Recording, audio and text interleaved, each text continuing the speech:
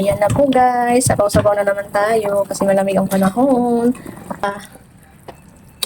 Semi ba? Semi, yung lalo. Lagyan natin ng gulay kasi luto na yung ating baka, malambot na yung ating mais at kalabasa. Kaya, ang ilalagay naman natin ay mga malalambot na gulay. Sabay na. Para sabay-sabay na rin maluto lahat. Ayan.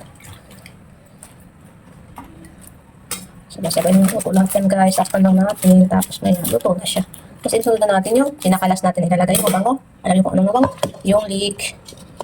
Yan. Takpan natin para maluto na lang siya sa init.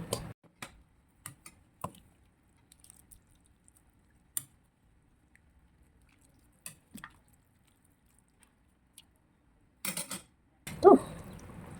Okay na po siya guys. Malambot na yung ating baka. And guys, luto na yan.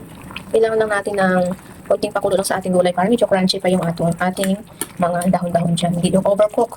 Tapos ilis na natin yung ating leek. Yan. Yan ang pampabango ko. Yan ang pinaka-the best pagka meron kami nilutong nilaga. Lagyan natin ng leek o kaya yung mga dahon ng sibuyas. Ayan. Ito. Luto yung ating bulalo guys. Yung semi-bulalo. Ayan. Ayan. Nabutin natin baka guys. At sa ating gulay okay na rin yan. Kasi pag pinatay ko to, mainit pa rin yung pinaka-plate ng rice cooker. Kaya, ayan.